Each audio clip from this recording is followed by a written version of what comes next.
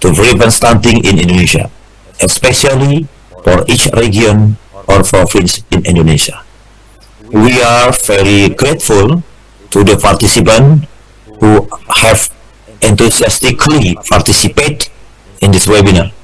I'll also thank to all speakers who have spared their time to share their knowledge to us, and thank you to all deputy directors, the head of division, and the head of study program in Harvard Polytechnic East Kalimantan, and all committee of this webinar.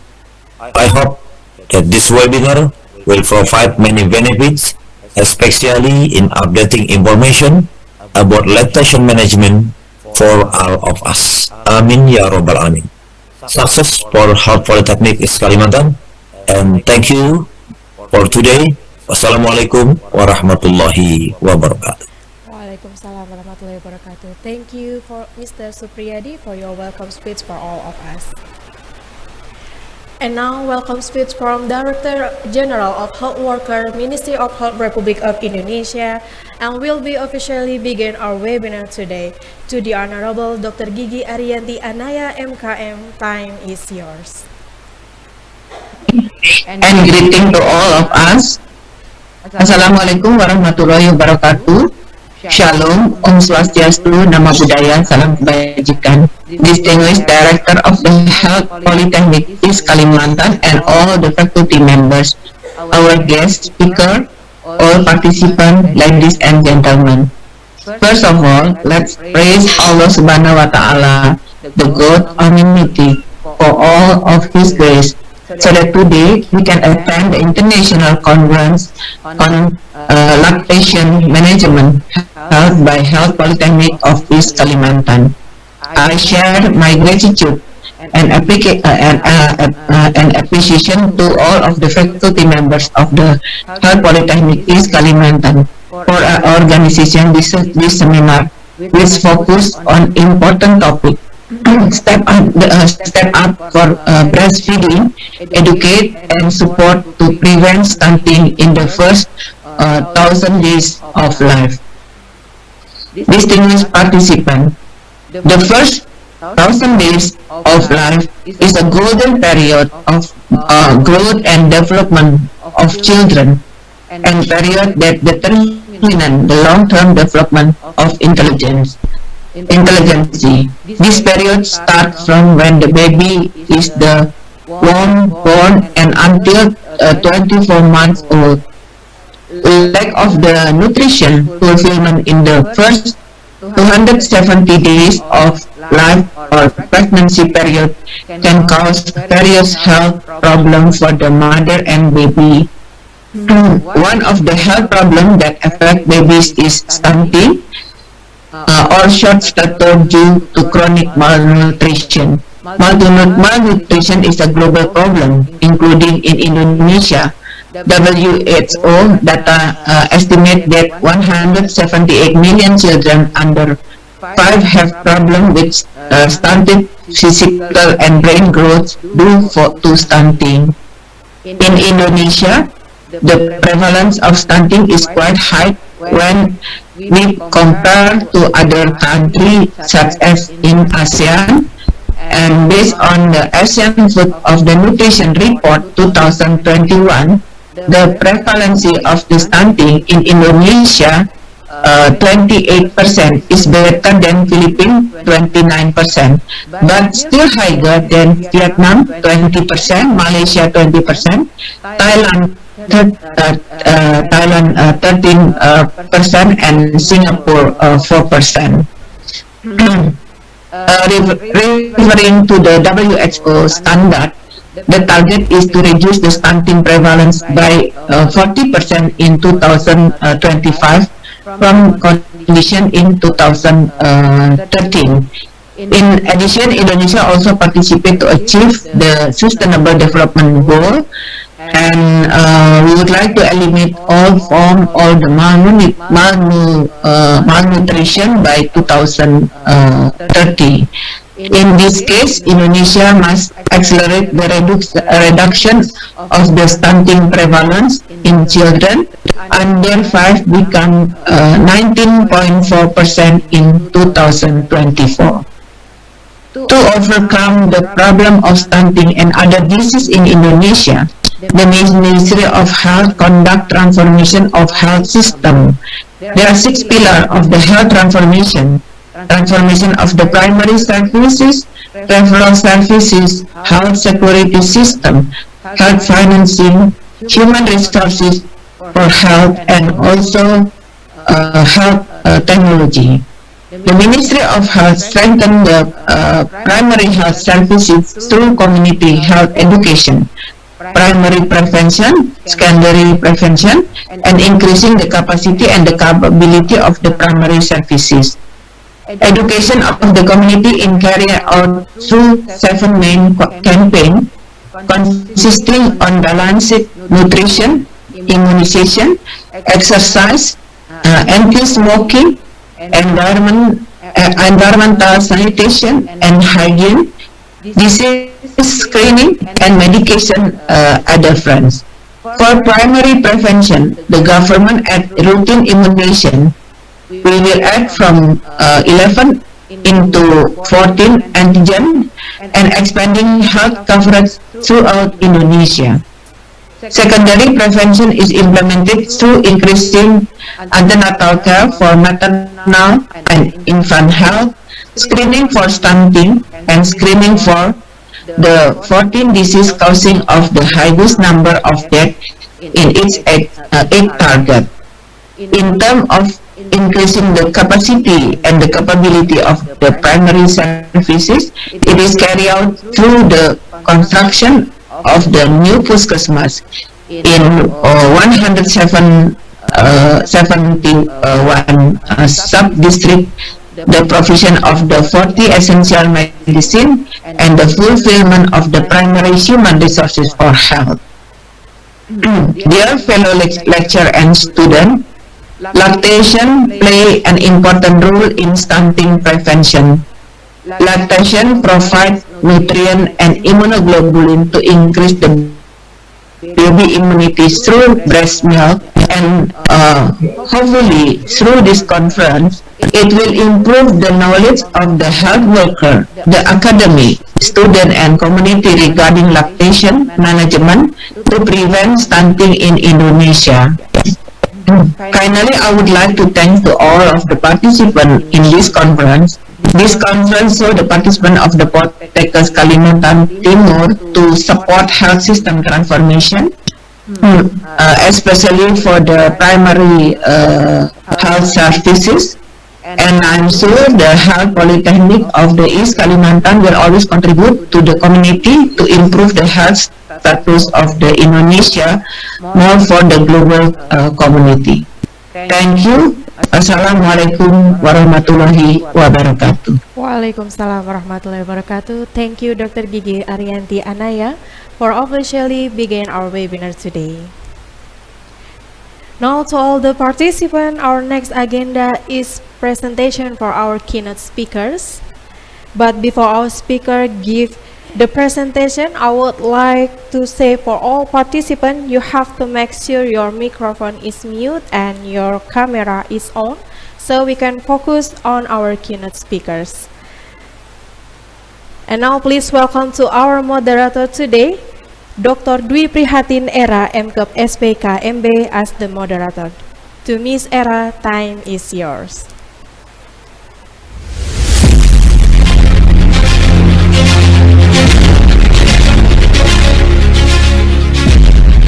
Poltekkes Kemenkes Kaltim terletak di kota Samarinda. Samarinda merupakan ibu kota Provinsi Kalimantan Timur dan kota terbesar di Pulau Kalimantan. Seluas 718 km persegi dengan jumlah penduduk kurang lebih 1 juta jiwa.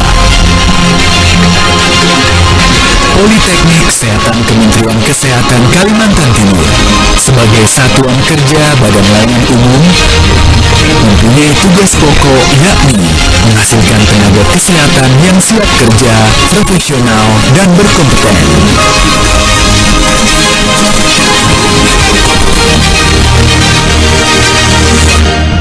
Saat ini Poltekkes Kalimantan Timur berada di 3 lokasi. Lokasi pertama kami beri nama Kampus A, berada di Jalan Kurnia Makmur. Tempat saya berada sekarang ada gedung direktorat, kemudian untuk perkantoran, kemudian ada gedung jurusan gizi dan dietetika dan gedung jurusan promosi kesehatan, lalu ada gedung jurusan teknik laboratorium. Kemudian kampus B berada di Jalan Walter Mongisi di Samarinda. Di sana ditempati oleh 2 jurusan, jurusan keperawatan dan jurusan kebidanan. Dan satu lagi kampus C kami di Jalan MT Haryono Balikpapan, ditempati oleh Prodi D3 Kebidanan Balikpapan.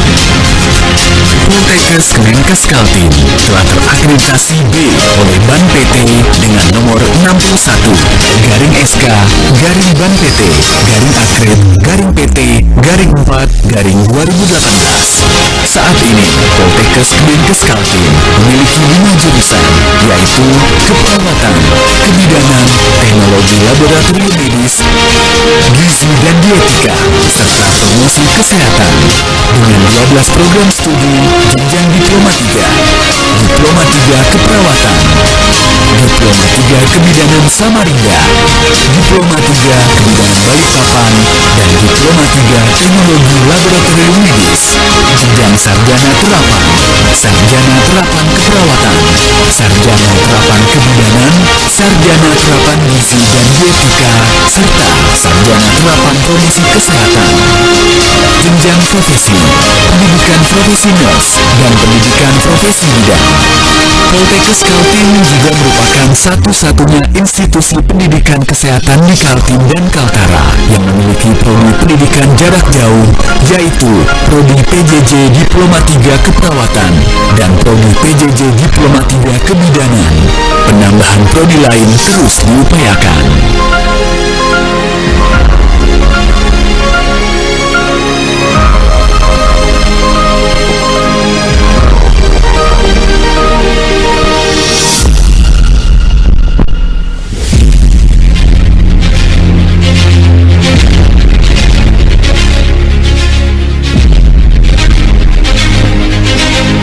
Dharma perguruan tinggi dilaksanakan dengan komitmen tinggi dan berinovasi, mengikuti perkembangan teknologi seperti penggunaan sistem informasi akademik atau SIAKAD.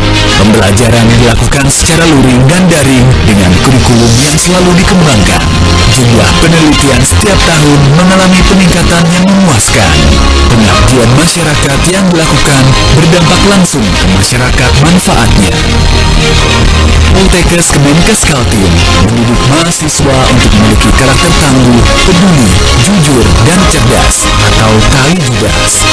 Mahasiswa dipersiapkan kompetensi dan kemampuan soft skill, fleksibilitas, BEM, HMJ, HMP sebagai organisasi kemahasiswaan untuk berkreasi. Unit kegiatan mahasiswa atau UKM mendapat perhatian dan fasilitas.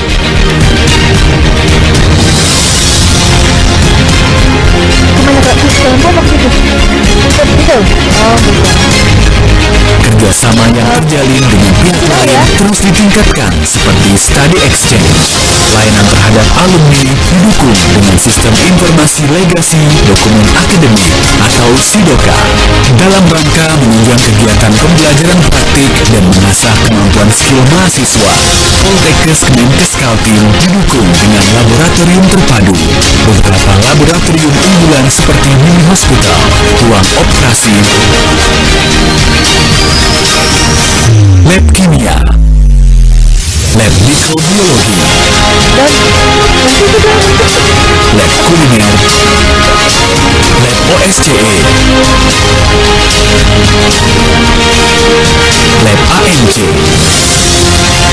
hingga lab komputer. Peralatan praktek sesuai dengan standar laboratorium dan diupayakan alat terbaru yang digunakan di fasilitas kesehatan sehingga lulusan telah mengenal alat dan siap kerja. Perpustakaan terpadu Poltekkes Kemenkes Kaltim dapat dikunjungi langsung maupun secara daring.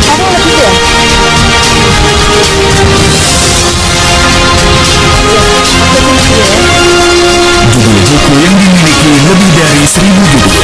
Beberapa layanan dapat diakses melalui melalui website poltekkes-kaltim.ac.id seperti repositori online, jurnal online, dan peminjaman buku online. Poltekkes Jaya, BLU Poltekkes Kemenkes Kaltim, keren, kreatif, efektif, responsif, efisien, never give up. Poltekkes Jaya, mahasiswa belajar, belajar, belajar.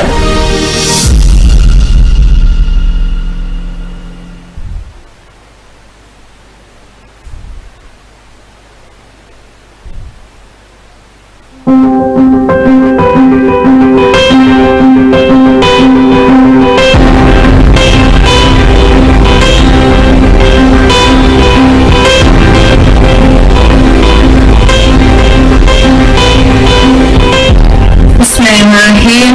Assalamualaikum warahmatullahi wabarakatuh. I'm Dini Indufirawati, General Center of Excellence and Technology of Breast Milk at Polytechnic East Kalimantan.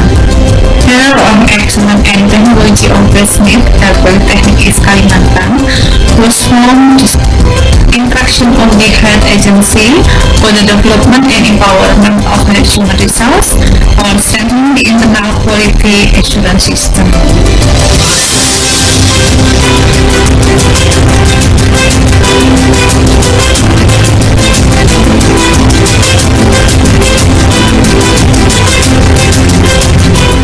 This instruction is aimed at optimizing health resource at the Polytechnic of Ministry of Health. The Center of Excellence and Technology of Breast Nutrition is to become a reference center for the use of science, research, community service, to development breast milk technology and create a healthy and independent society.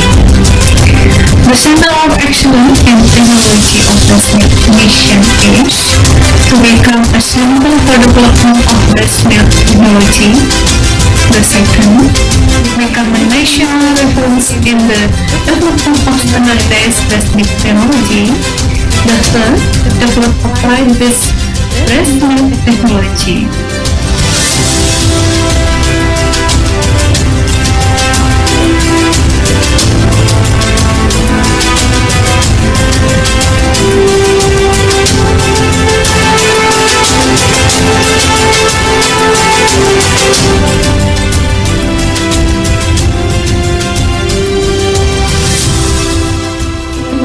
Technology of breast milk include research article on breastfeeding, box storage of breast milk, breastfeeding consult training module, food ingredient to increase breast milk production, such as moringa pudding, cookies moringa olivera, nugget kalakai, biskuit kudaka, cookies banana, lumpia jantung pisang, and others.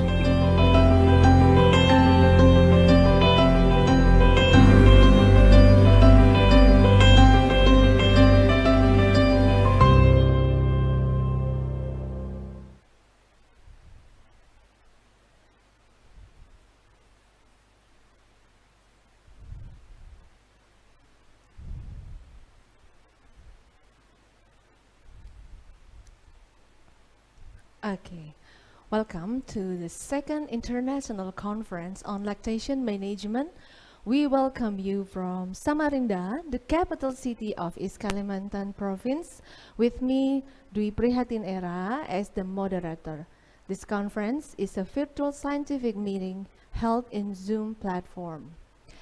As a preface, allow me to inform and to remind us all that our whole Polytechnic is committed to continuing to be active in scientific development and sharing knowledge about current trends and issues related to lactation management. Aforementioned by the Chief of Committee before, Ibu Grace Sipasulta, there will be several topics in this big theme that will be Recording in delivered progress. by experts we've invited from all around the world. Actually, The health workers have worked hard to promote the practice of breastfeeding, but often this practice is not carried out by mothers due to several factors. So, the question is, why is this behavior not endured? And what are the consequences? And what's a healthcare strategy in maintaining the sustainability of breastfeeding behavior among mothers? I want to greet our first speaker, an expert from Tucci General Hospital, Associate Professor from Nursing Department, Tucci University of Science and Technology, Taiwan. Actively involved in lactation and breastfeeding project. With experience in more than 30 years as a nurse and midwife, as we go over her curriculum vitae, she is really a role model for all of us and inspiration for all health workers, and with her activity and contribution. She is a certified assessor, international board certified lactation consultant, and also an honored president of Chinese Lactation Consultant Association. Please welcome the Honorable Xu Fang Wang, PhD from Taiwan. Hello, Dr. Wang. How are you?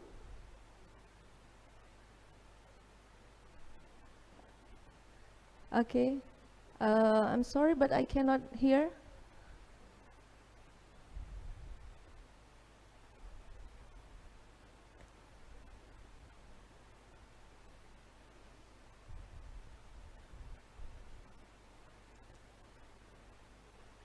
Okay, so can you hear me now? Yes, of course. Hello, Dr. Wang. How are you?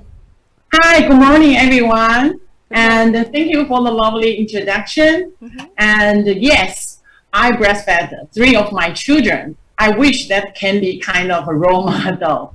Okay. Of course. And it's been a great honor to be participant in this webinar conference, especially have such a wonderful video you just showed. And first, here is my disclosure.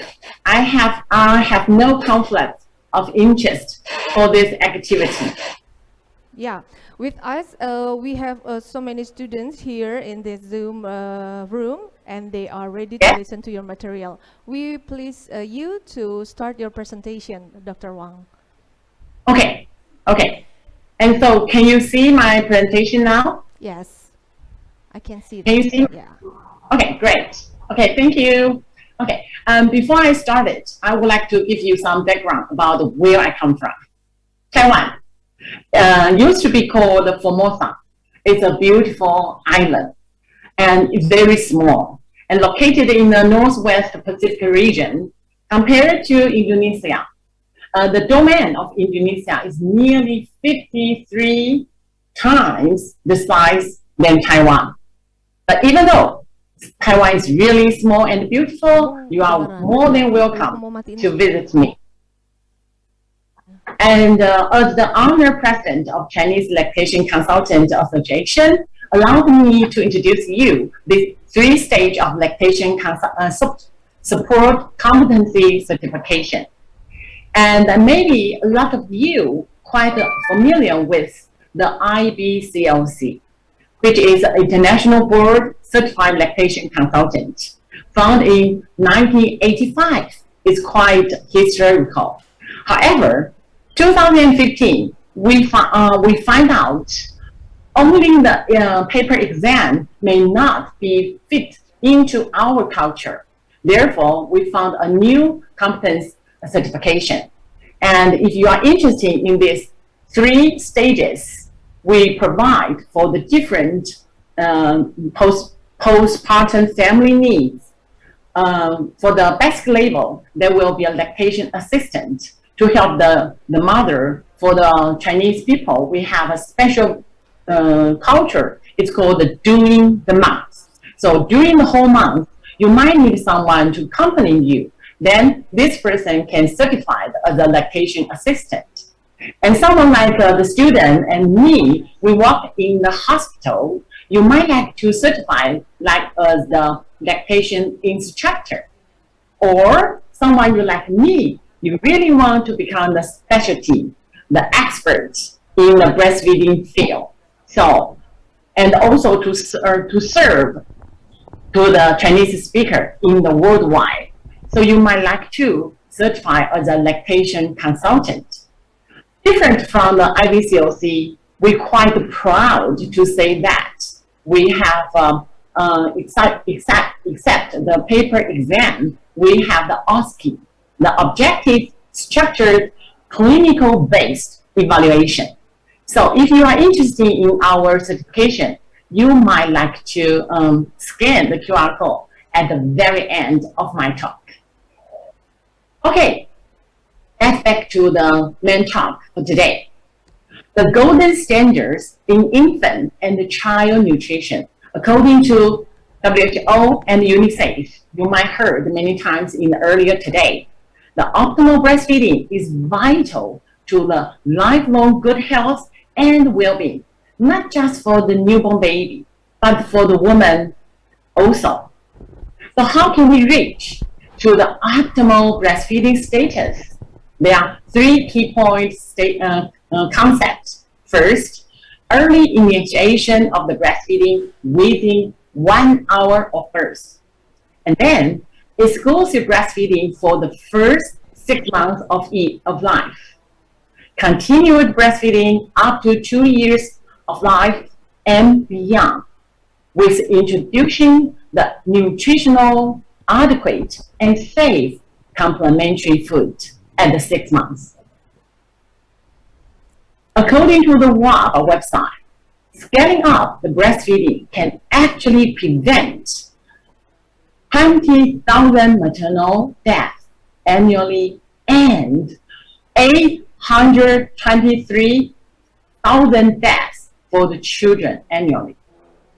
More important, breastfeeding can actually prevent $302 billion in economical losses annually. Why? Because I believe most of us knew aware that breastfeeding as part of the good nutrition, food security, and also we call the gender equity. No matter your educational background, your social economical status, no matter your race, almost every woman, if you really want to breastfeed, I believe with the support, protect from the people surrounding a woman, they can reach the goal, the optimal breastfeeding goal. So actually, breastfeeding is kind of a golden standard for reduction of inequality worldwide. Here is Diane, 22 years old.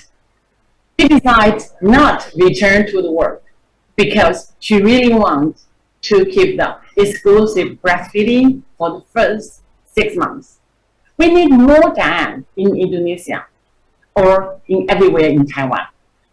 Because according to the data from the 2021 National Basic Health Researchers Survey, there are 52.5% of the children under 6 months old were breastfed. What does the 52.5% mean?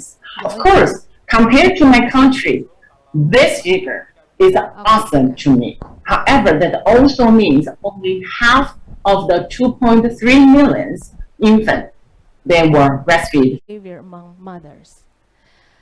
I want to greet our first speaker, an expert from Tzuchi General Hospital, Associate Professor from Nursing Department, Tzuchi University of Science and Technology, Taiwan. Actively involved in lactation and breastfeeding project.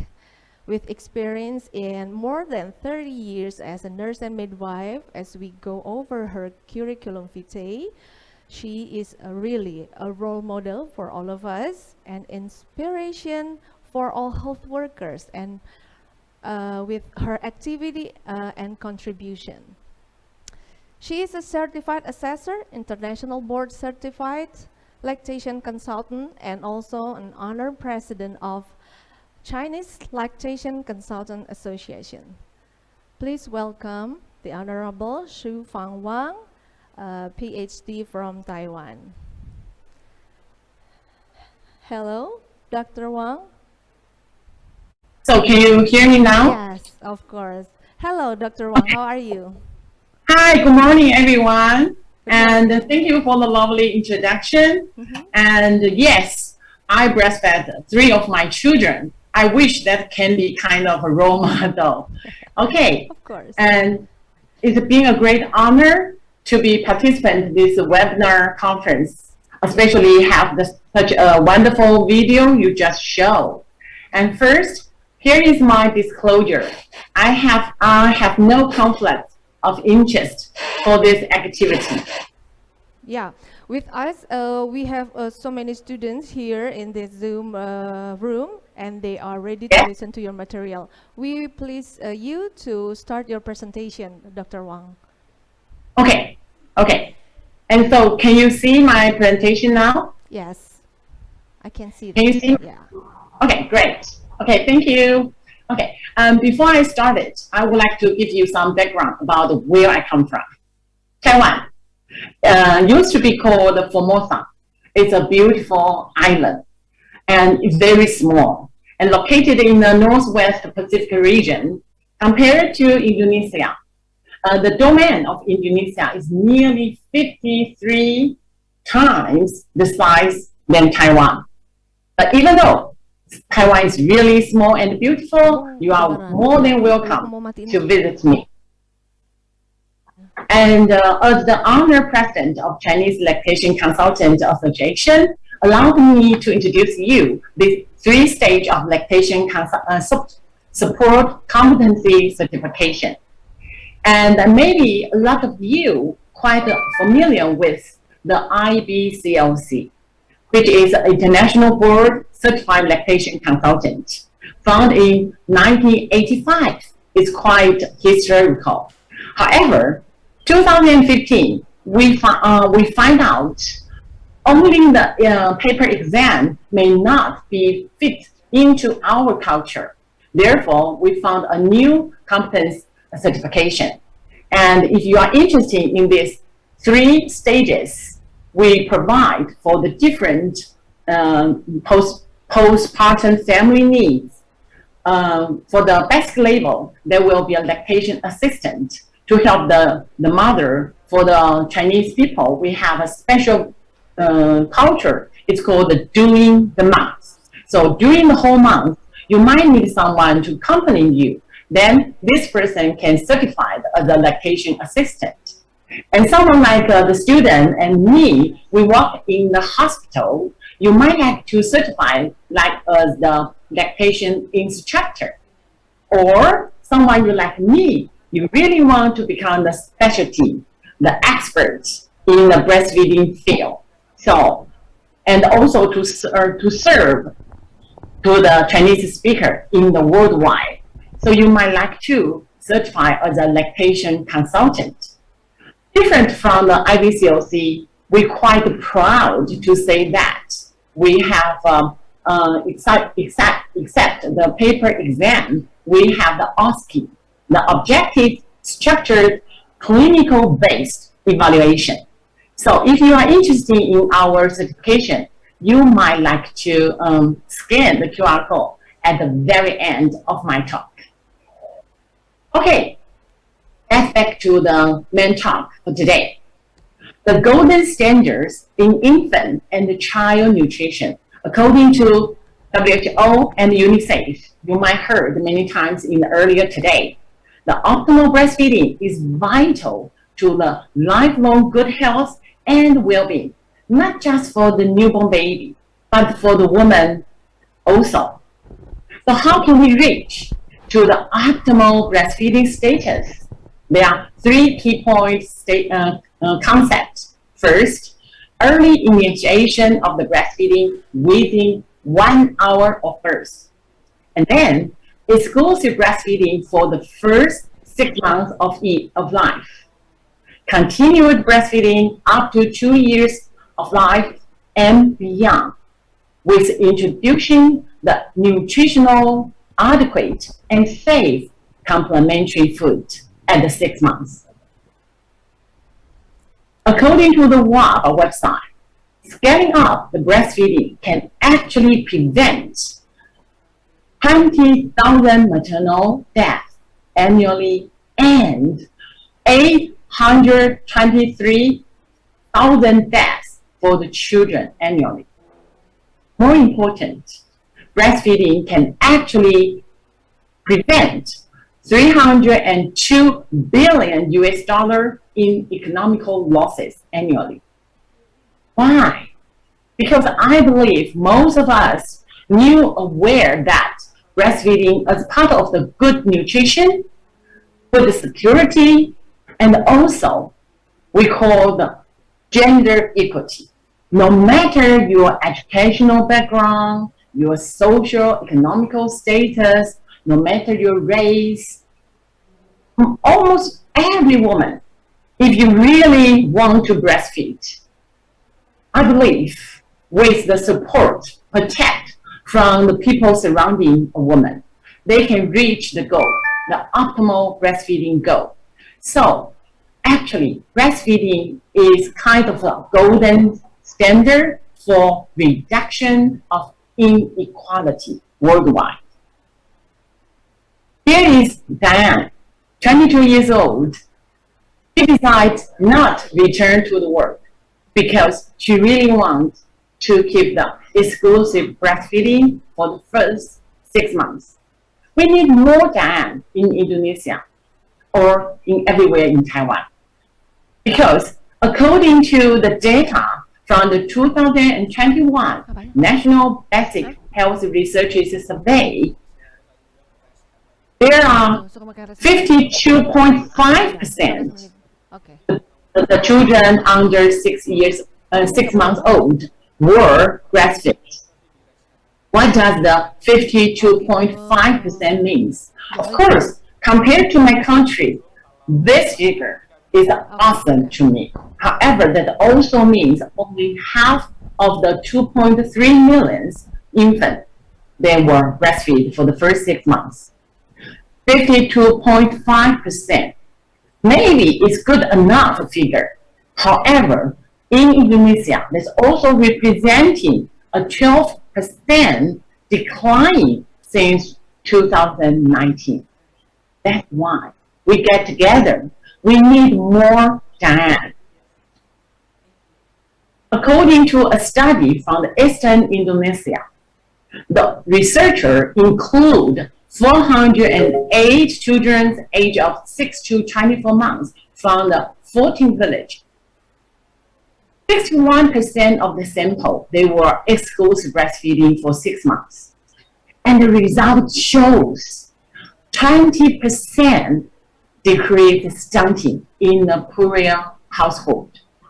And even better for the wealthier family, the stunting preventing rate increased to 50%. That's why we need more Diane. Let me give you some facts about the stunting.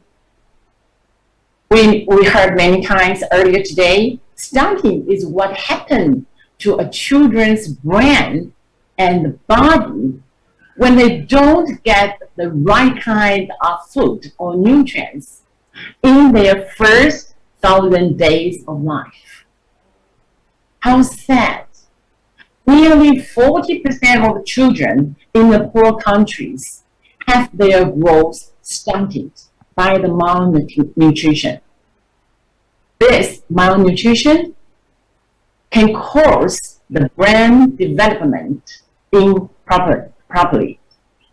If the baby's brain or body cannot develop properly, these malnutrition children are less able to learn, causing them to have a lower earning in their later life.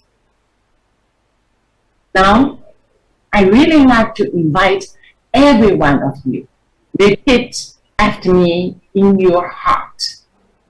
stunting.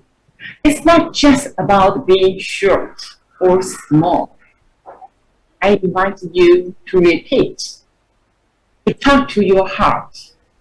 Stunting is not just being short or small. Stunting is impaired growth and development children experience from poor nutrition and repeated infection and inadequate psychosocial stimulation, according to World Health Organization. What the cost of the stunting?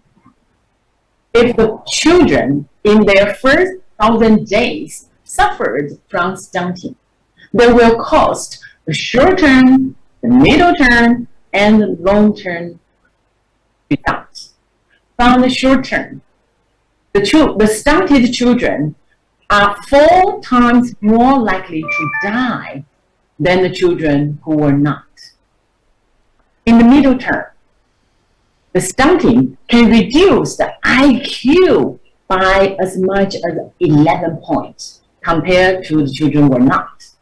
And for the income, like I mentioned earlier, the adults who are stunted, they will earn less than 22% who the adults when they were children who were not stunted.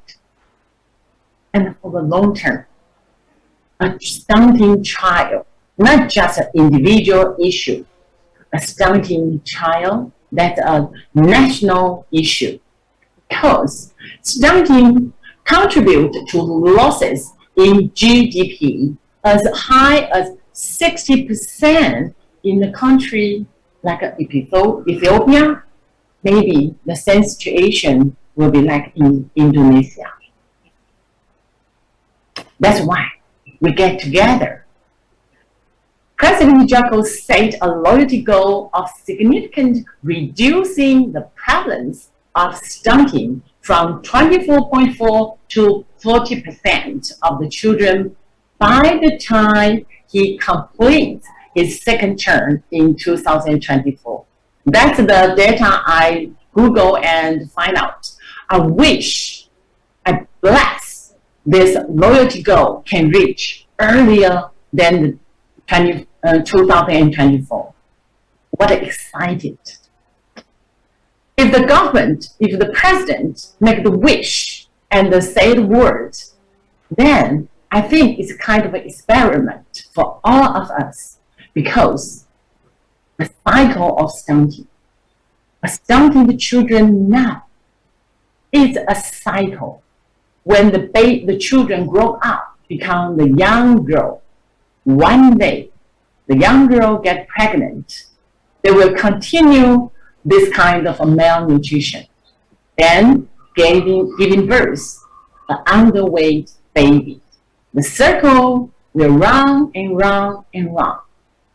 The effect of stunting are intergenerational. The stunting are intergenerational. So what we can do as a nurse, let me give you some theoretical background to support and to emphasize how important as a nurse we have to do something to prevent the stunting in the first 1,000 days of life. Dr. David Baker popularized the idea about the fetal origins of adult diseases. Dr. Baker made a lot of research. His research team published a lot of papers to emphasize how important the fetal development period. We have to pay attention, not just for the nutrition, but also the psychological and the environmental. If you want to learn more detail, you might like to Google Dr. Baker and the fetal origins of adult disease. Another theory, DUHA. I think a lot of you quite familiar with the DUHA theory. DUHA means the development origins of health and diseases. You know, that's a lie. You cannot say you are always healthy, or you will never always stay in status of get sick. It's floating. It depends on what you do now. So the Doha theory tries to pass a message that is, when you are pregnant, you thought you are carrying your future baby. No, it's more than your future baby. The Doha theory tries to stress the importance of nutrition and psychosocial status for a pregnant woman. The Doha emphasizes that when you are pregnant, you are actually carrying your future grandchild. Now, I really like to invite you to repeat after me in your hearts. Stunting are intergenerational. No matter you have children or not, no matter you are the girl or you are the married woman or you are pregnant right now. Maybe you are like me, being a grandma. Always remember the Doha theory and also the Dr. Baker mentioned about the fourth. You are not carrying a baby of yourself, or you are not just a grandma. You are doing something for the human future, because the action you take now, they can pass on generational, and generationally. So what we can do if we don't take any action? Dr. Siragas, according to Dr. Siragas' paper and his speech, the cost of not breastfeeding in Indonesia, Dr. Siragas concludes that because of the popular of breast milk substitute market in Indonesia, stop the woman to continue breastfeeding to reach the optimal breastfeeding goal, and also because of the lack of lactation room, maybe because of the culture. To breastfeed in public maybe can be a dilemma for a lot of the people in Indonesia. And also the last one, a lot of Indonesian women, they need back to work. Otherwise, their income, their family income will reduction. So that is Dr. Seeger include the three main reasons for the woman in Indonesia not continue breastfeeding. And also, his study shows that the woman stop breastfeeding and return to the work. Actually, the health expenses can cost up to 1.5 to 9.4 billion US dollar annually. And if the government can extend the maternity leave to at least 3 months long, then the cost of the maternal leave investment actually is around nearly 65,000 US dollar for longer maternity leave. Clever like you and me, we can clearly see how the huge differences. The woman return to work and the baby might get sick, or you might have to take day off to take your baby to see a doctor. This whole expenses can higher like 1.5 to 9.4 billion. But if we can change our strategy, then the situation is totally different. Of course, I knew here for today, as a nurse, we cannot change the national policy right now, but we can educate. We can speak out for the people. And also, the popular breast milk substitute commercial, we might not able to do very huge differences, but we can educate the family. We can speak out what the importance of breastfeeding is. And I like to make an example about the lack of lactation rate.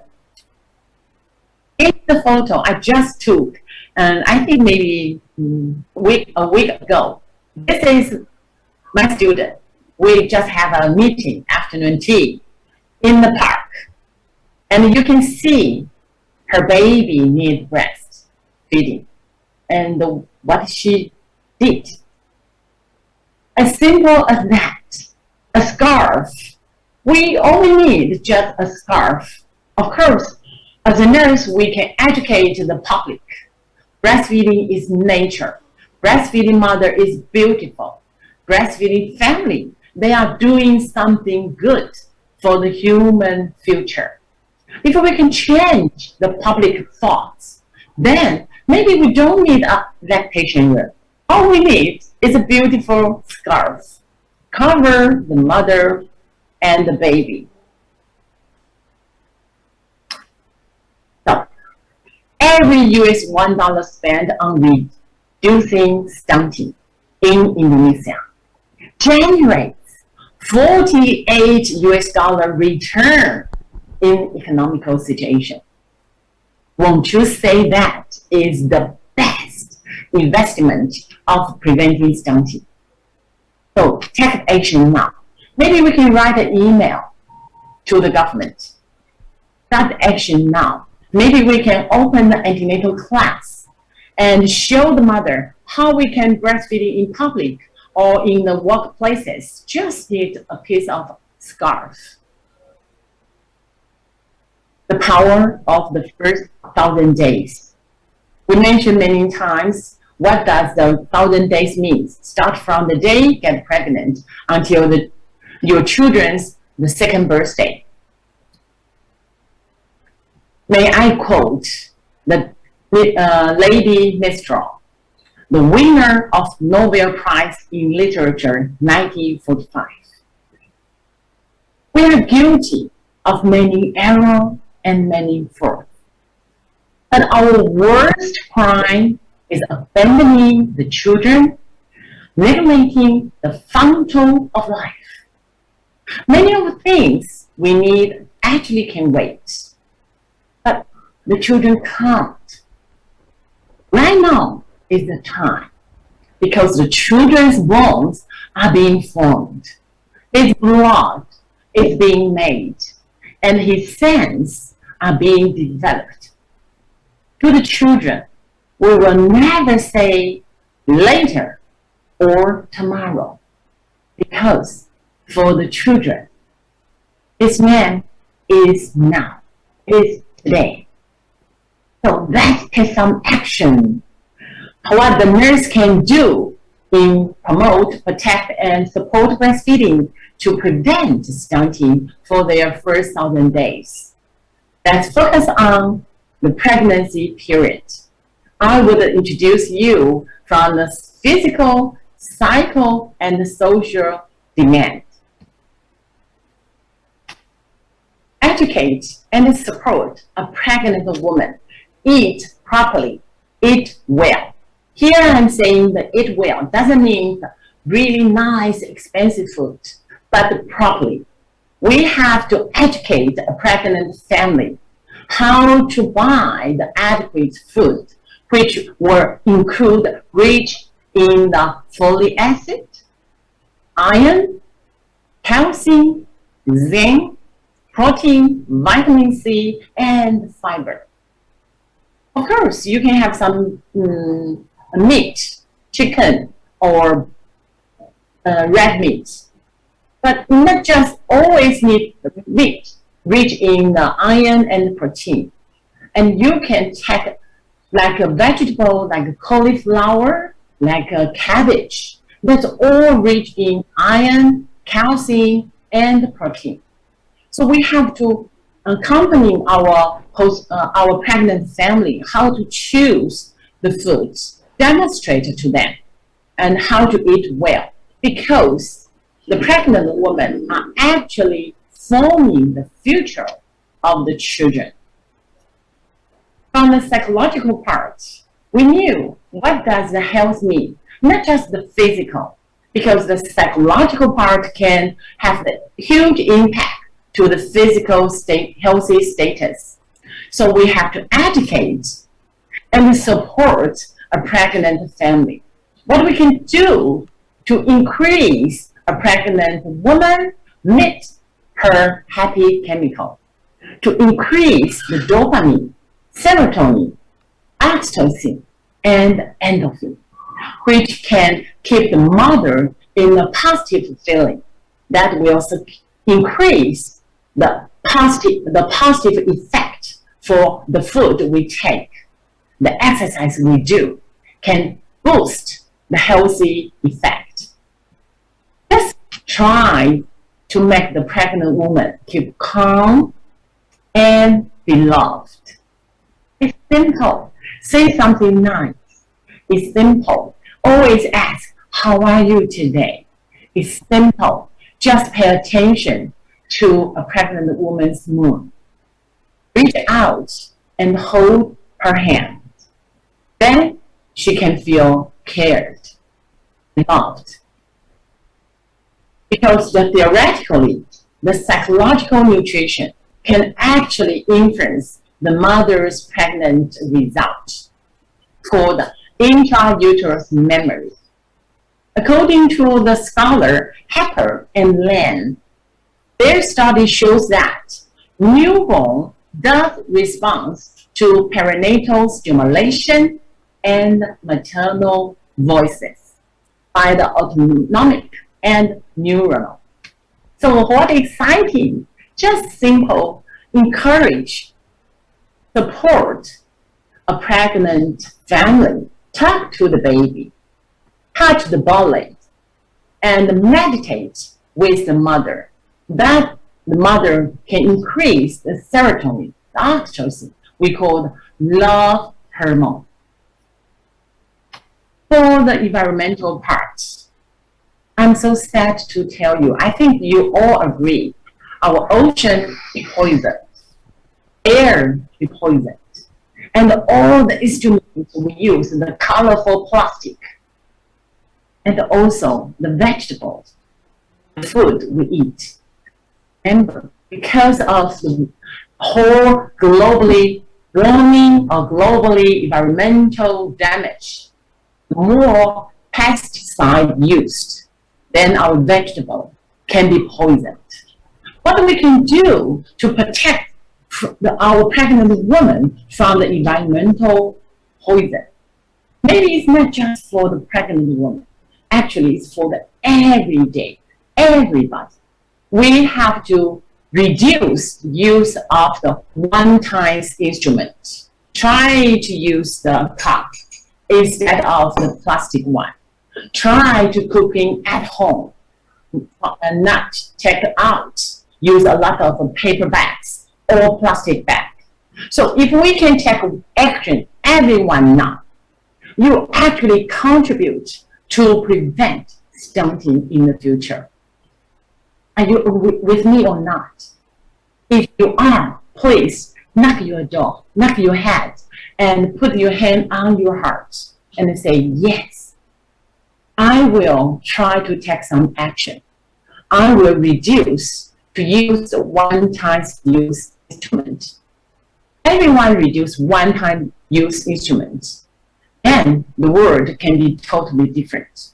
Then our pregnant woman can be a healthy life in her daily life. Okay, let's move to the big day, a well start of a new life.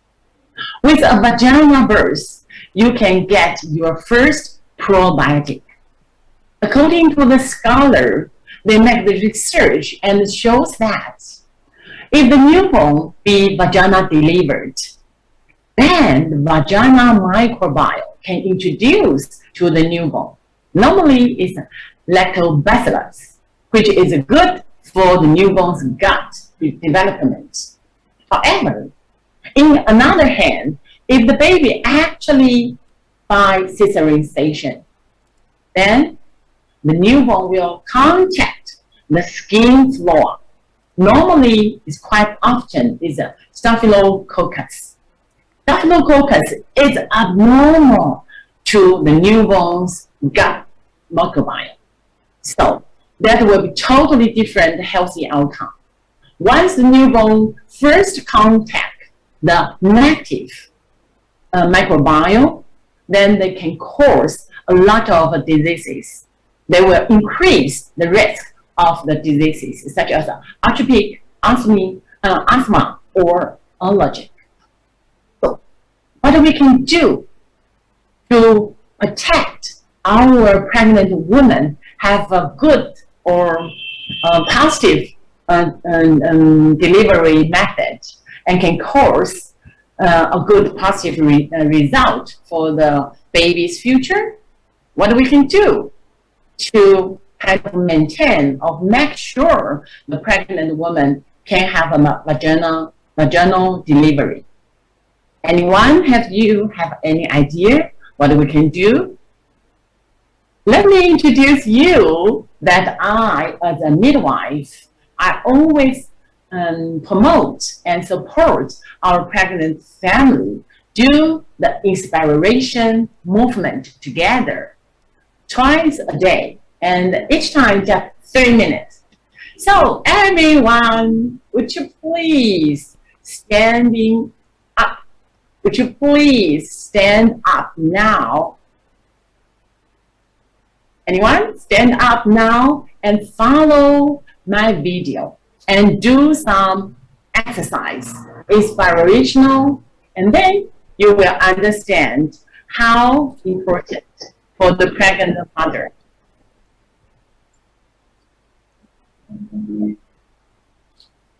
Okay.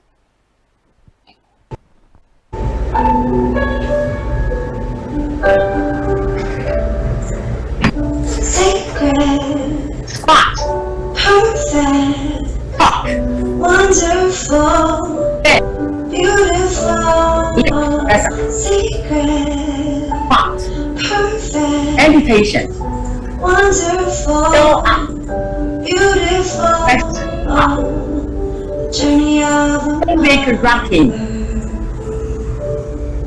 giving life forward, to another, born like no other, a child and a mother, sacred, perfect, dialogue, wonderful, bench, beautiful, breath, sacred, perfect, wonderful, beautiful, journey of a mother, giving life to another, born like no other, child and a mother, sacred, perfect, wonderful, beautiful, sacred, perfect, wonderful, beautiful, journey of a mother, giving life to another, born like no other, child and a mother, secret, perfect, wonderful, beautiful, sacred, perfect, wonderful, beautiful, journey of a mother, giving life to another, born like no other, a child and a mother.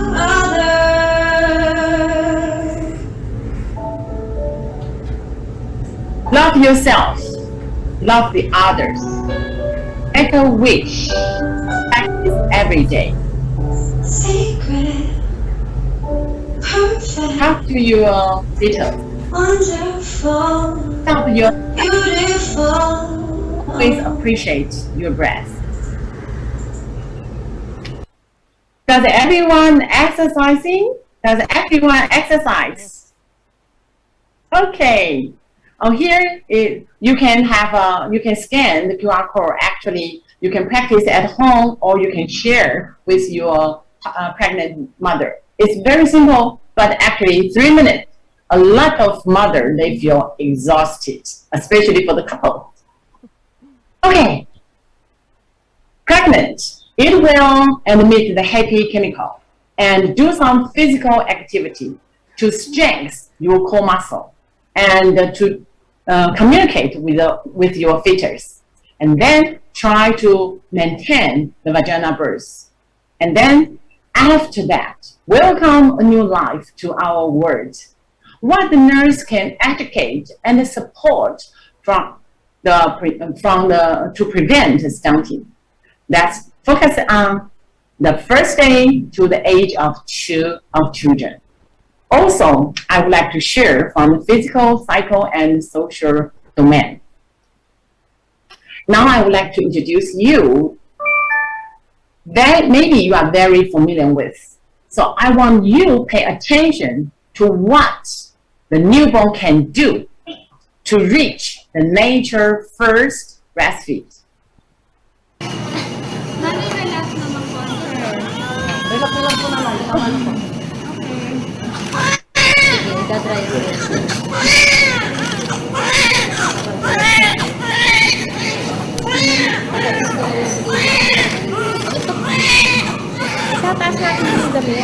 After matry.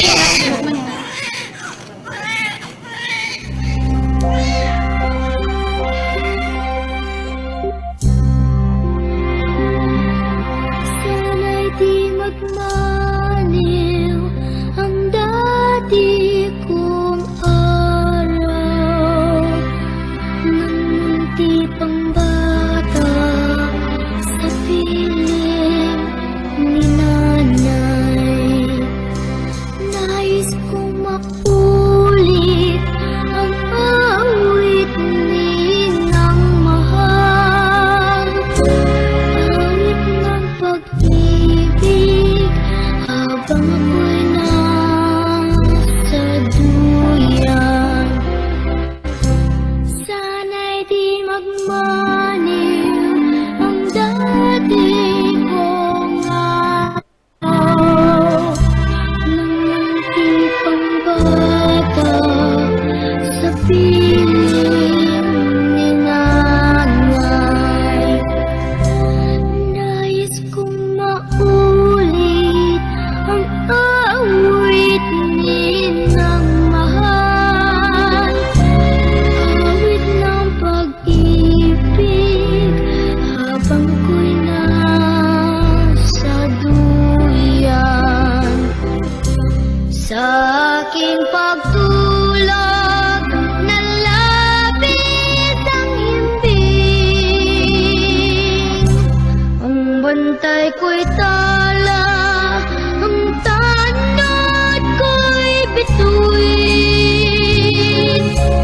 Sa piling ni nanay, langit ay buhay. Puso kong may dusa, sabik sugoy ng duyan. Ang bantay ko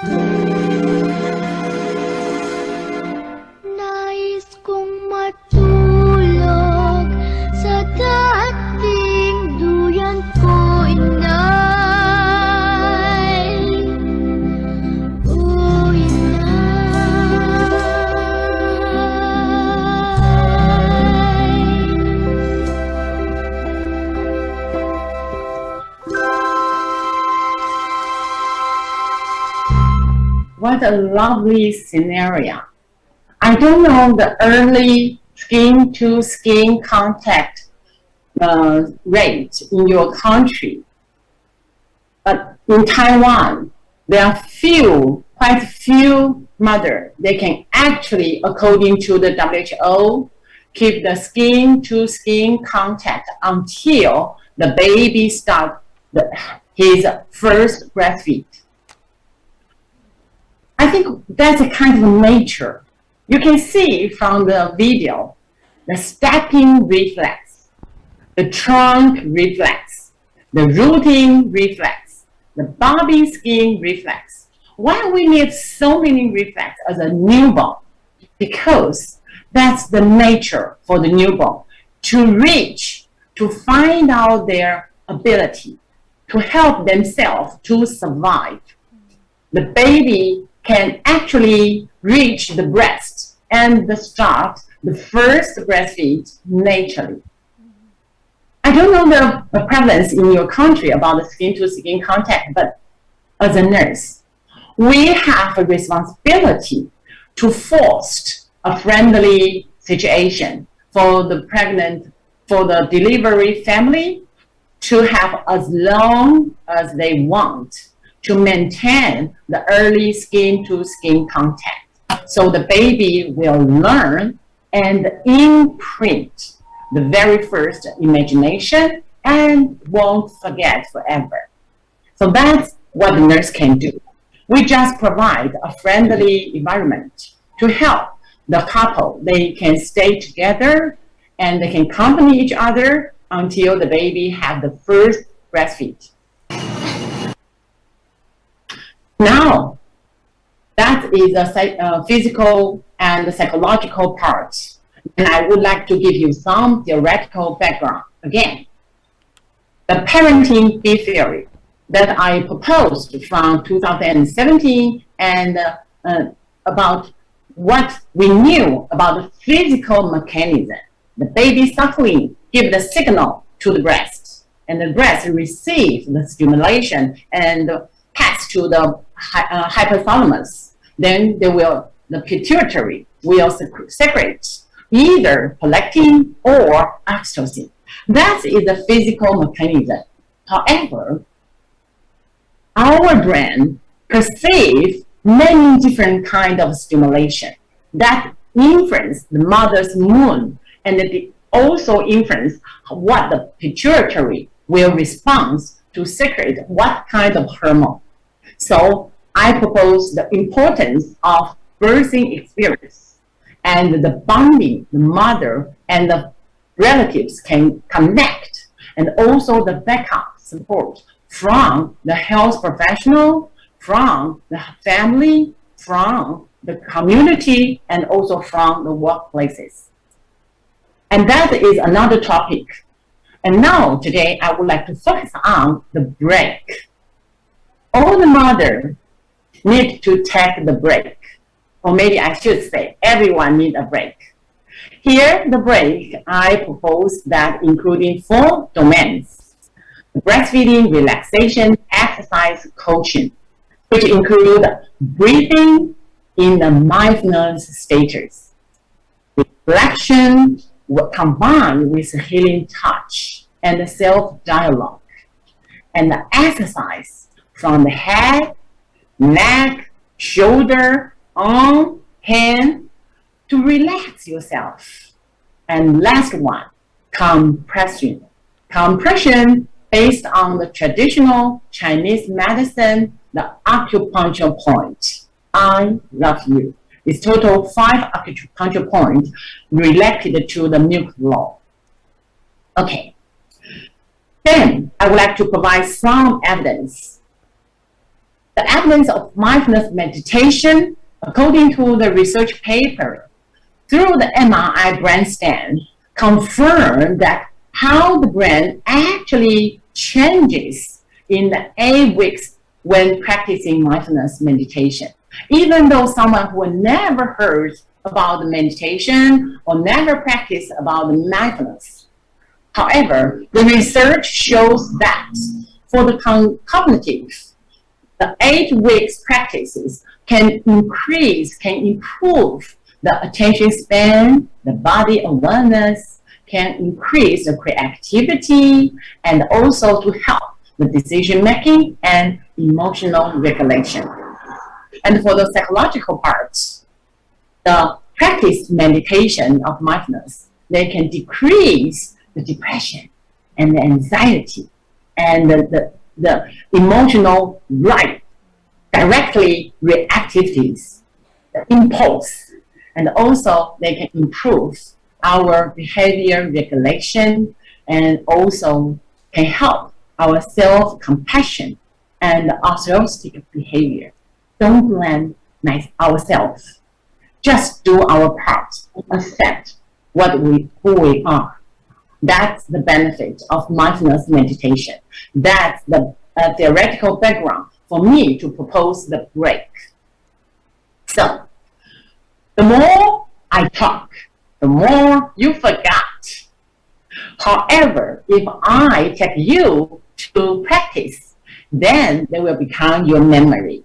Again, I would like to invite you a little bit close your eye and try to find a really comfort situation. Sit on your seat and listen to the guidance by the audience. Let's do the break about the breathing and reflection part. Found the own space and connect with self and enjoy in the present moment. First, put the hands on the chest where the heart is. Recite quietly with me and firmly believe. I promise myself I'm the most important. Yes, I am the most important one. Now, if there is a strong emotional reaction, that is the body responding to self. That is the inner strength. Please remember the commitment to self.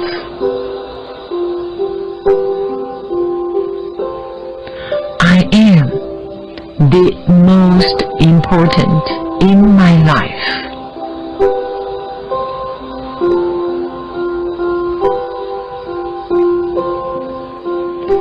Please gently embrace self with all arms.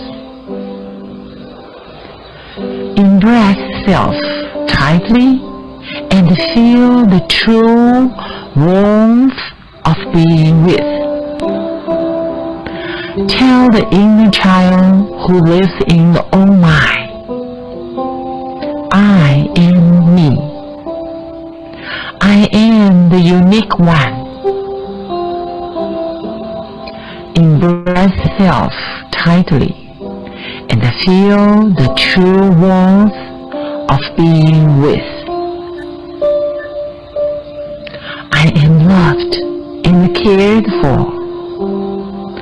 I and self will be together forever. Now, if there is a strong emotional reaction, that is the body responding to everything you bear. That is powerful strength. Hold self tightly. Please remember the commitment to self. I am loved. I am the unique one. More important, I and self will be together forever.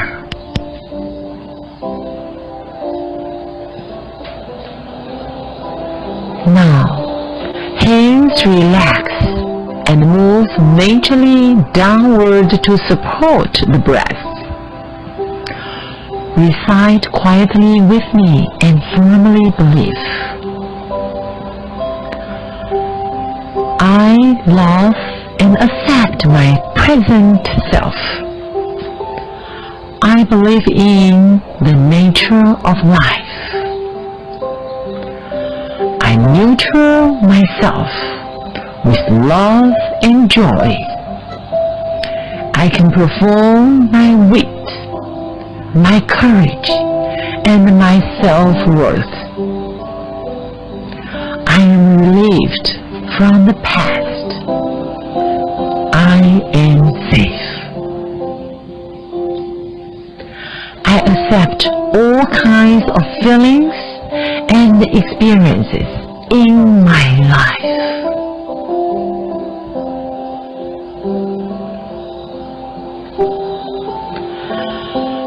Put the hands together on the chest, where the heart is beating.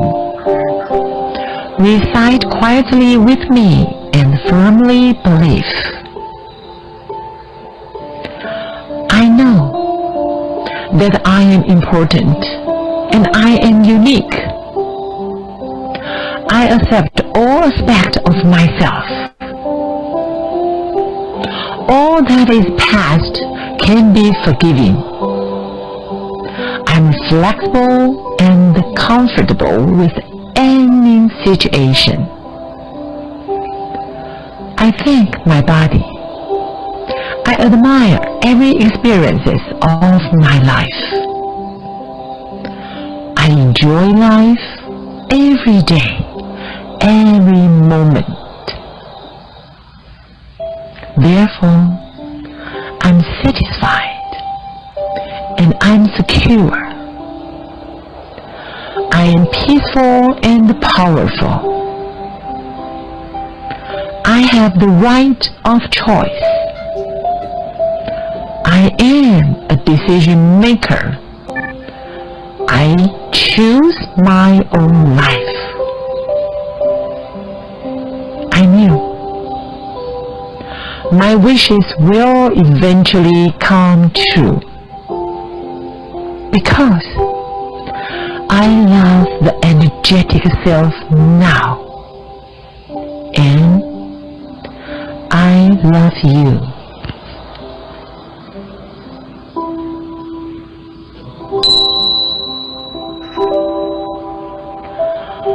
Okay, now you can gently move yourself and back from the present moment.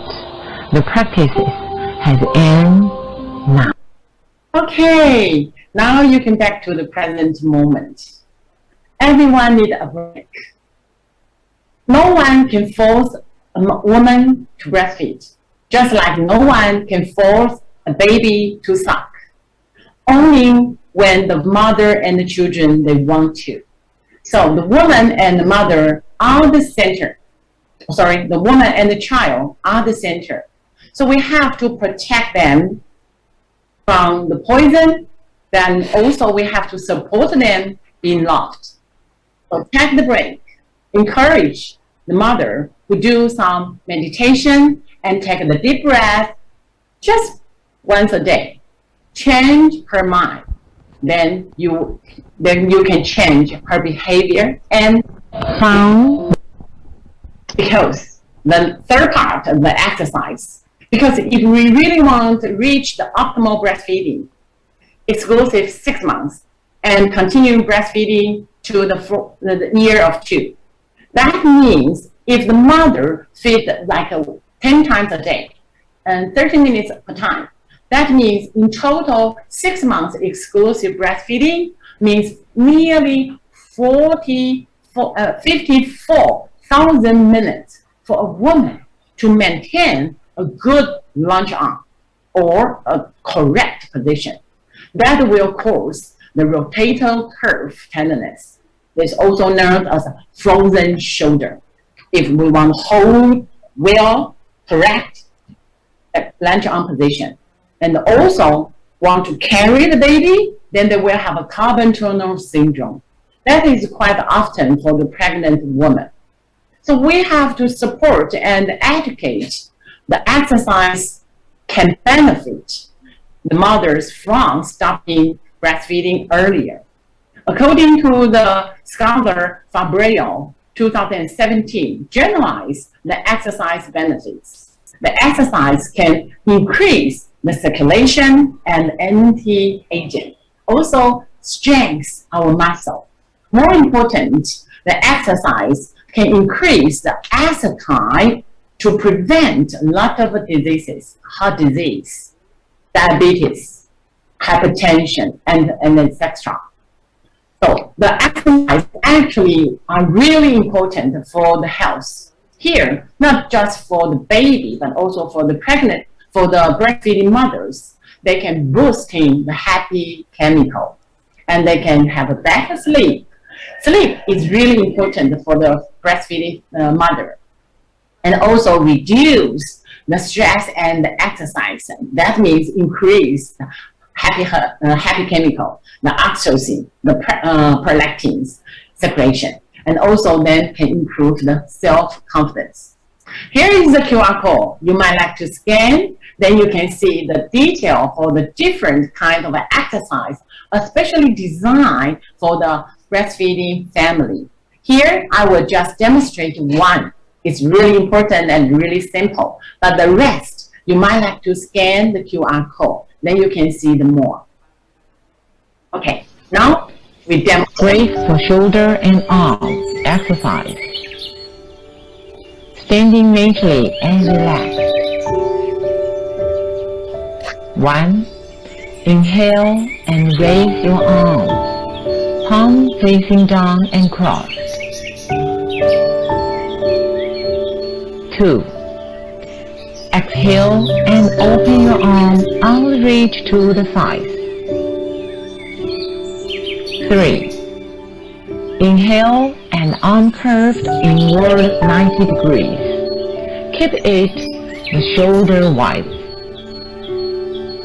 4. Exhale and open your curved arm outreach to the side. 5. Inhale and arm curved inward 90 degrees and hold arm curved for a few seconds. Then breath out. 6. Inhale and elbow slowly up and turn to the top. Exhale and slowly turn elbows back a large circle. Slowly back to the starting point. Let's repeat from step 1 and step 6. Okay, take the break. Relax your arm and shoulder, which is always try to maintain a good, correct lunge arm position. That can be really soreness. So we have to educate our breastfeeding family to do the shoulder and arm exercise quite often. Not just for the shoulder and arm, also for the head, the neck, and for the palm. So if you scan the QR code, then you can see a lot of exercise later on. Okay, the last part, compression. Compression, if we give the compressive force, actually can have a big effect to stop the breast cancer. The scientists have found that squeezing your breast can actually prevent malignant breast cell from turning into breast cancer. Now, do your part in stopping breast cancer. Just hold and squeeze. They can have a really good, healthy impact. Not just for the Western medicine researches, but also for the traditional Chinese medicine. There are 5 acupuncture points, SP 16, 18, and SP 18 and 17, and in between of 2 breasts, that's called CD17. These 5 acupuncture points is really easy to compress I created the I love you, means I love you. Very simple, but it's really effective to the milk flow, to stop from the obstetric breast and to prevent mastitis. So follow the video. I love you acupuncture point compression.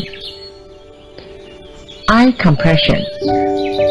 There are 3 ways to make the eye compression. First, make this with both hands. Place them under the collarbone. Slowly and steady move from top to bottom through the nipple to the lower border of the breast. Pressure on the ST16 and ST18 acupoints. The second method. Open both hands naturally. Place them under bilateral arm pads. With the palm slowly and steady, gather the breast from lateral side toward the midline and stimulate SP18 acupoint. The last one. Open both hands naturally. Place them flat on the breast, below the clavicles. With the finger palms, compress slowly and steady from top to bottom along the sternum and CV17 acupoint. L compression. First, hands naturally open into an L shape. Place on bilateral axilla with the thumb and forefinger as the point on SP18, 17, and ST18 acupoints. With the palm of the hand to support the breast, inwardly and upwardly, just like a flower blossom. U compression. The hand forms U shape naturally, with the finger palms from the top of the nipple to the chest wall. Pull out the whole breast as much as possible.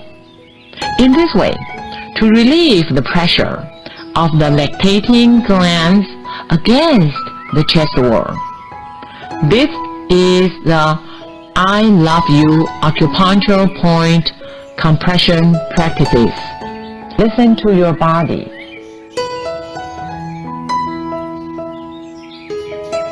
Listen to your body. Just simple as that. Like the inspiration movement. Lift up your breast. Then you can actually, while you are waiting for the bus, while you are waiting for someone, you can just really simple to do I love, and you.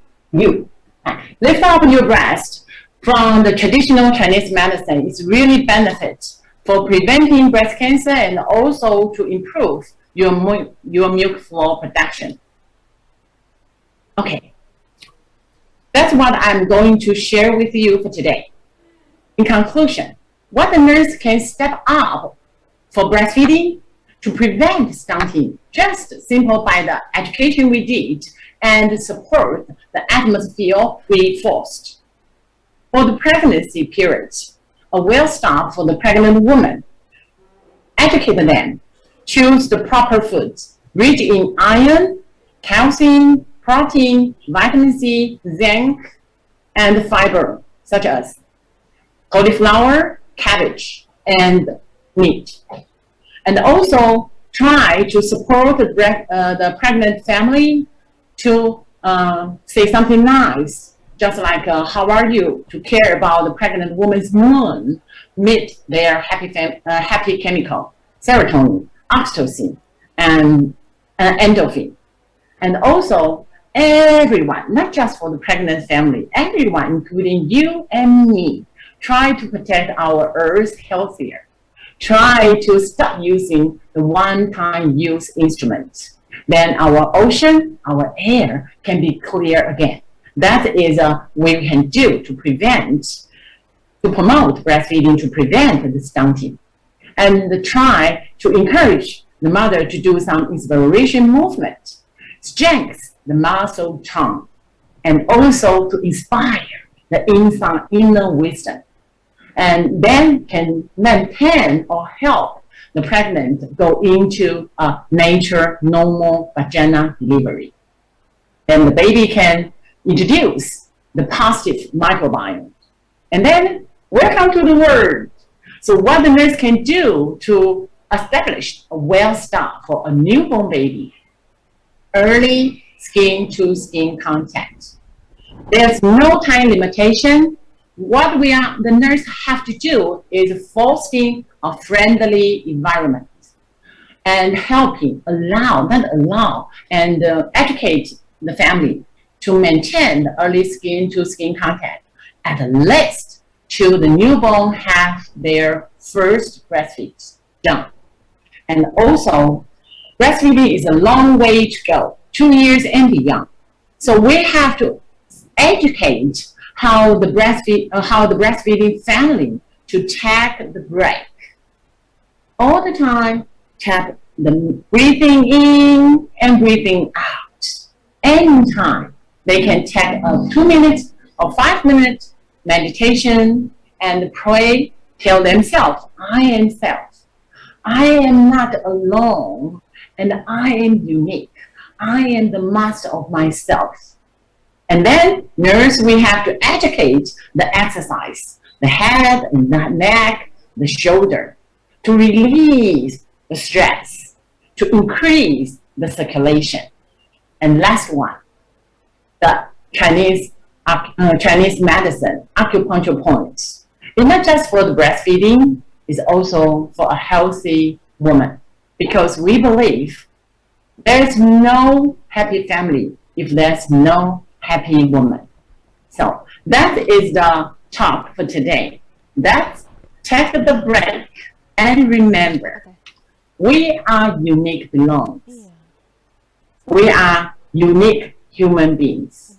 We worth the best. What is the best for the baby? We start now because of Juha theory.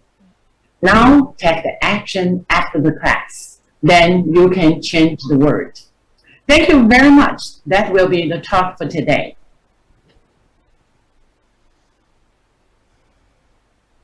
Any questions? Okay. I will turn my time to the moderator. Okay. Yeah. Thank you for everyone's attention. Yeah, thank you, Dr. Wang, for your presentation and your material. And now it's time for us to have a discussion with you for all the participants. Please. Sure. Yeah, for all the participants, we welcome you to ask for question for Dr. Wang.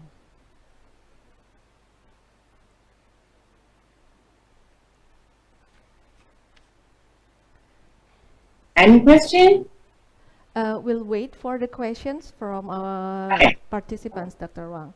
Meanwhile, I would like to ask you one question.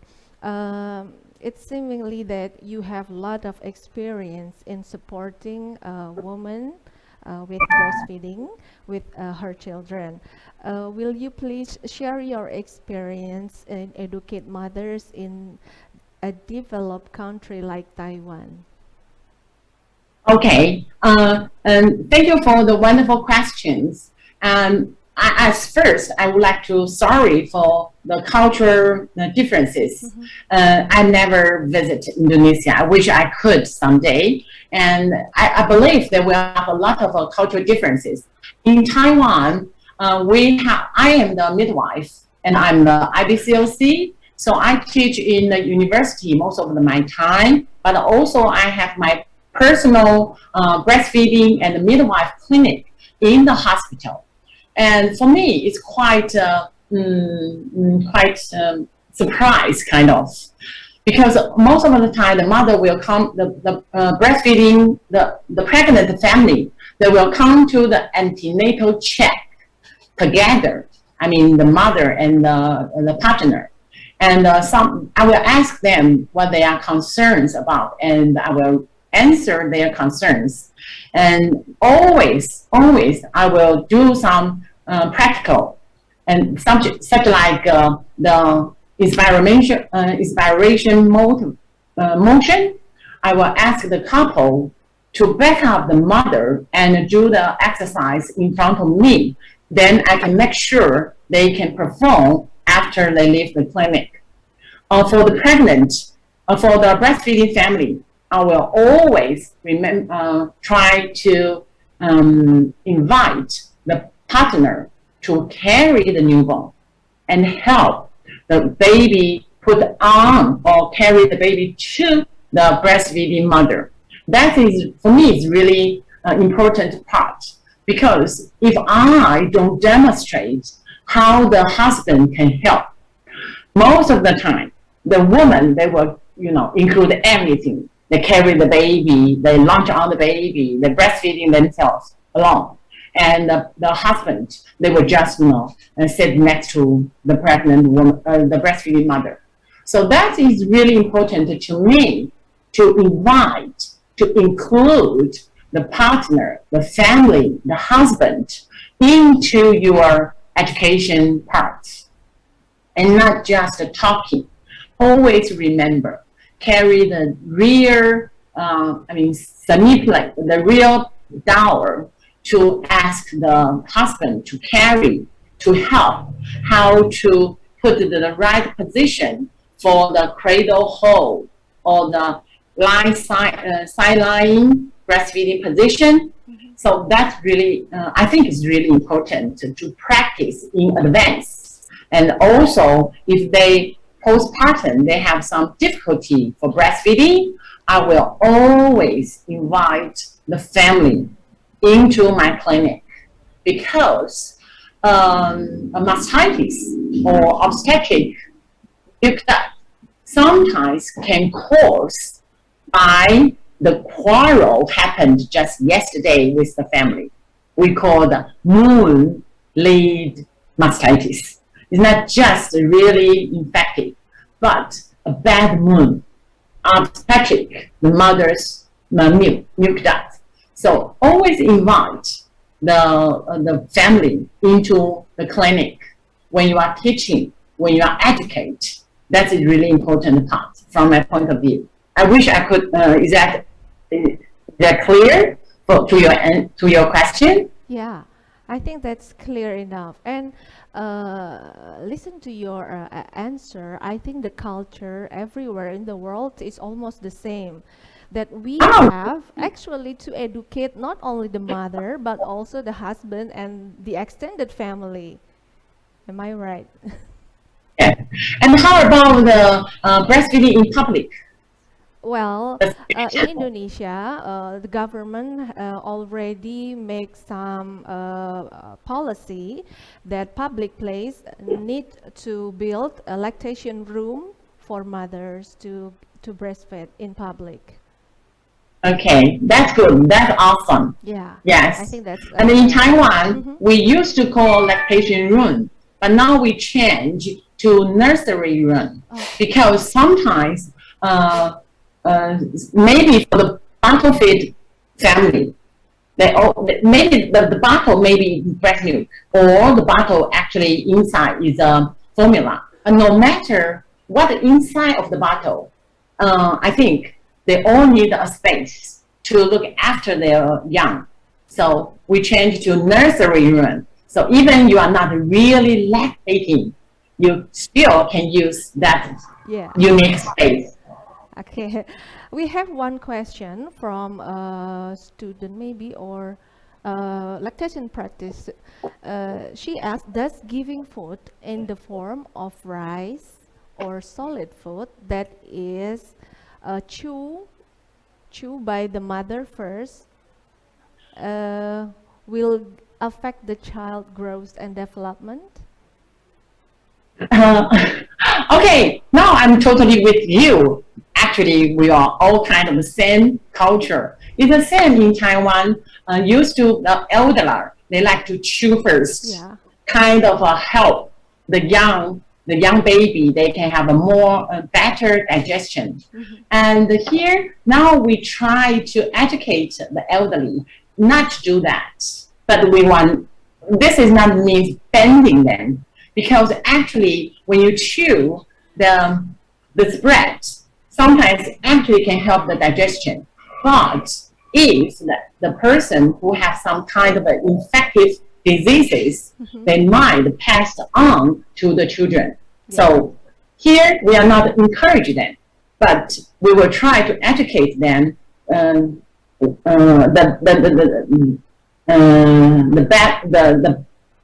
benefit and the weakness part.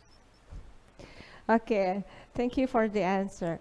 And we have someone here, maybe Ibu Endah from Poltekkes Kaltim. She would like to ask question.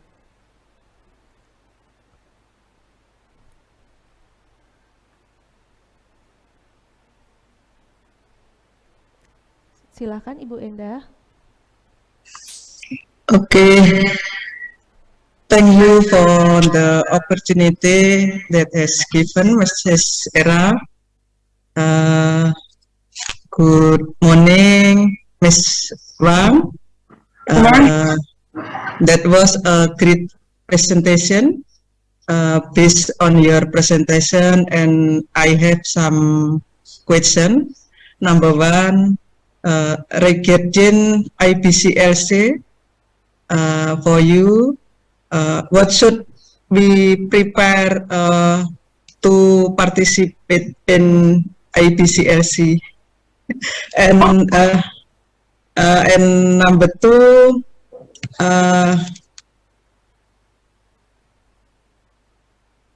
this research Adiatma Siregar in Indonesia lost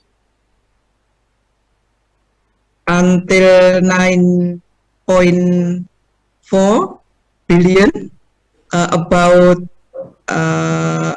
cost not breastfeeding.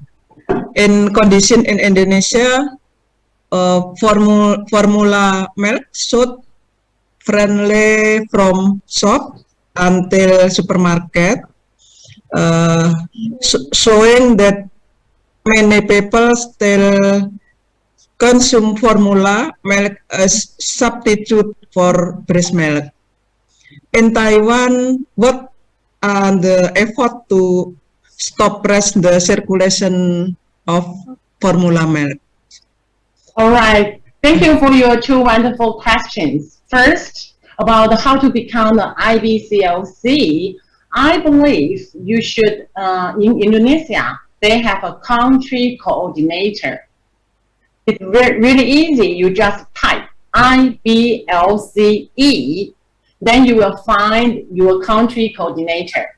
Then you will be easier to communicate each other, because to certify as a IBCLC, first you have to at least 95 education hours, especially specific in breastfeeding. And that is not too difficult, because I think the expert here, they can provide this 85 hours breastfeeding education. But one part is more difficult, is the breastfeeding counseling hour. You need, if you are the health professional background, you need at least 1,000 breastfeeding counseling hours. Then you have to provide some certificate to prove that you have this BC hour. Then register it, pay the exam fee. Then you can take the exam and prepare. And there are there's a textbook. I can email the detail about to prepare. It's called a core curriculum in lactation specialty. And if you can read that textbook, for me, I think it's quite enough. Only difficult part is the 1,000 breastfeeding counseling hours. 1,000. And I think to contact your country coordinator is the easiest way. For the second part, I'm so sorry. Because I think it's a globally. how strong the Nestle, they spend tons of money to make the beautiful commercial. And for the health department and the health organization, we don't have such kind of money to investment to promote the importance of breastfeeding. That's why there is a code set up in 1979. But here in Taiwan, we still follow by the code. Any formula, any product under age of 3, they are not allowed to make the commercial on TV. But you can put your commercial online. That's a big issue because now no one will watch TV, but everyone get online, hang on online. So that now we are trying to persuade our governor to ban, including the online commercial, but we're still working on that. We don't allow for the TV commercial, and we banned any formula company to contact the pregnant family. That's not allowed. We are not allowed any health professional to make a speech for the formula company, and also any conference are not allowed to sponsored by the formula company. That's the situation in Taiwan now. Okay, thank you. Still is my question. We hope that this collaboration continue such joint research, review breastfeeding journal, and some expert lecture and experts. Thank you. Thank you. Thank you. Okay, we have still more questions in the chat box, and I can make a short question that is, what about a lactation baby when the mother has breast cancer, and also how do you practice a mother to breastfeed baby with cleft palate lip? Okay, this is a really big question for this too. I think we can open another section. And for the breast cancer, it's more important on this shared decision-making process. There's no one answer. I mean, even for the evidence, we cannot say if you are breast cancer, you cannot breastfeeding. And also, we cannot say if you have breast cancer, it's totally safe for you to breastfeeding. So it's more like a shared decision making. We provide the positive and the negative, and then we understand the situation. Then the mother has to make their own decision. No matter what kind of decision, we will accompany them and provide all the information they need. That's for the breastfeeding part. We are not banning, but we are not encouraged. But for the hot palate, this part, we will transfer to the specialty to make sure first the physical assessment, make sure the diagnosis, and then if the diagnosis is confirmed, then we will. It's not the IBCLC field. We will transfer to the physical therapist.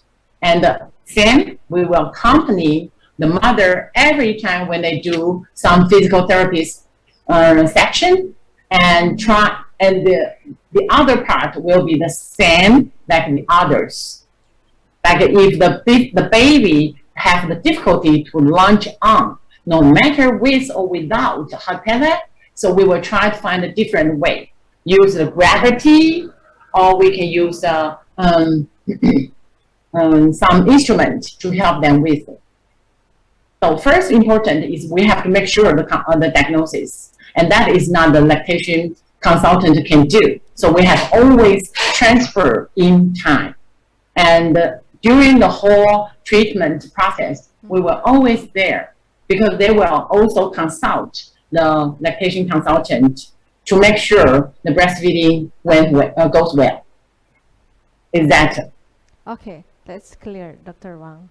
Okay, to the second question about the cleft palate baby. Okay, for the same. I'm sorry I didn't make it clear. For the cleft, because now if the baby, the newborn, they have the assessment to find the cleft, then they will switch to the surgical. And then they will have the palate protector all the time. Because no matter the cleft baby breastfeeding or not, they will have the risk to expiration, the expiration risk. So we will give them the protector right after the birth. Okay.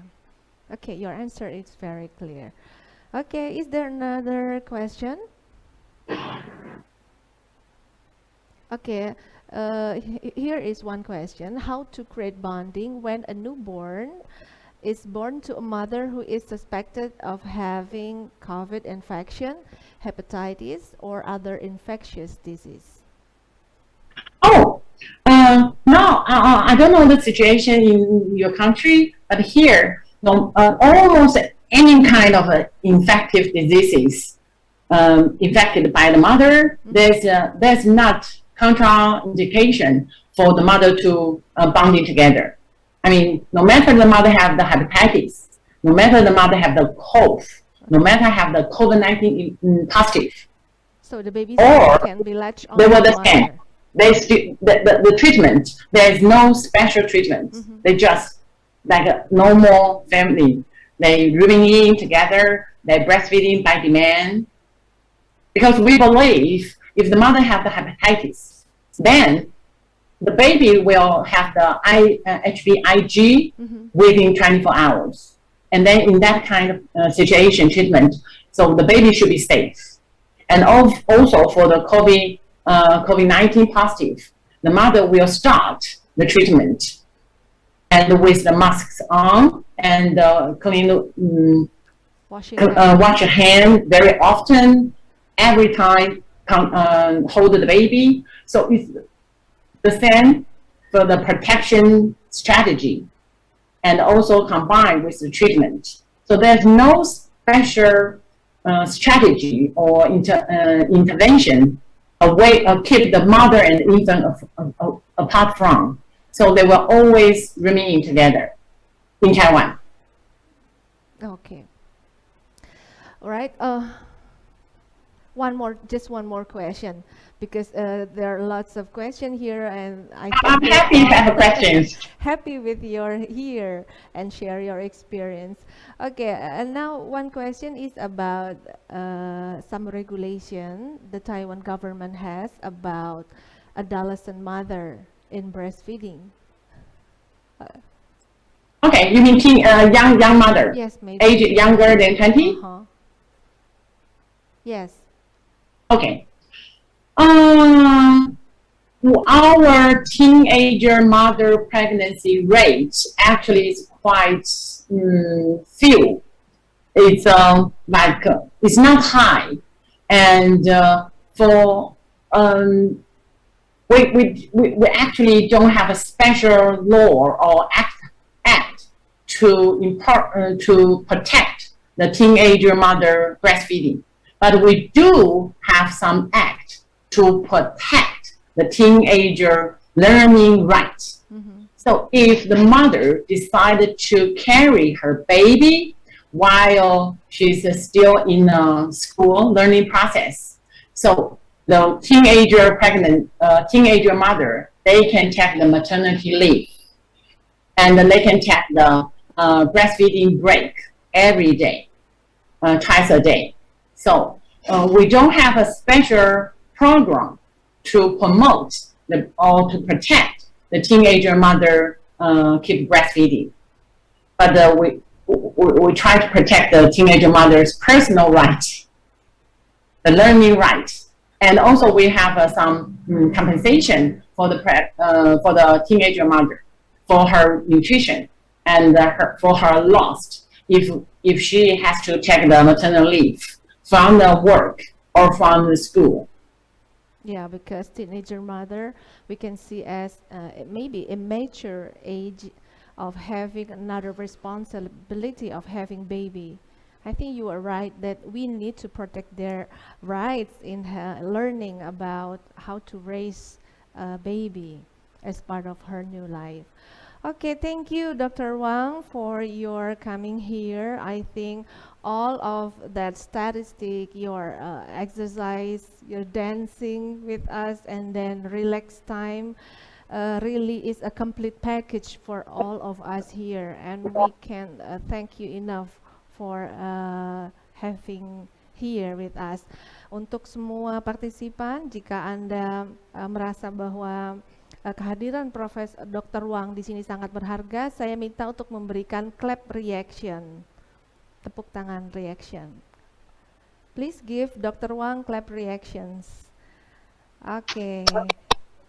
Thank you, Dr. Wang, for your time. Thank you very much. Thank you very much. Thank you very much. As the moderator, I'm Dwi Prihatin Era.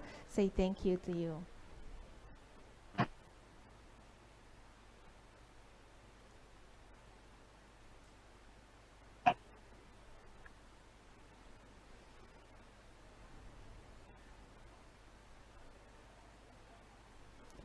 Okay, now we need Dr. Wang. Are you still there? Yes, I'm here. Yeah, we want to give you the certificate of the conference. Oh. Okay. So what I can do? Okay. I will receive from the computer. Mm-hmm.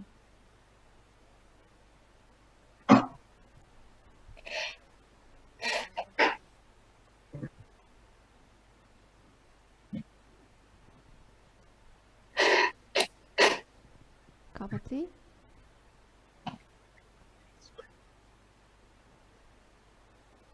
Symbolize virtual certificate from the Director of Health Polytechnic of East Kalimantan to Dr. Wang.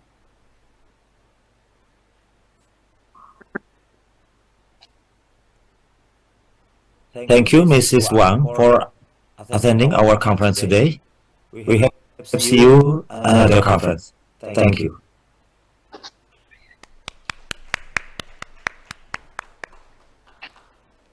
Okay. Thank you very much. It's a great honor. Thank you very much for inviting me. Yeah, thank you, Dr. Wang. Okay.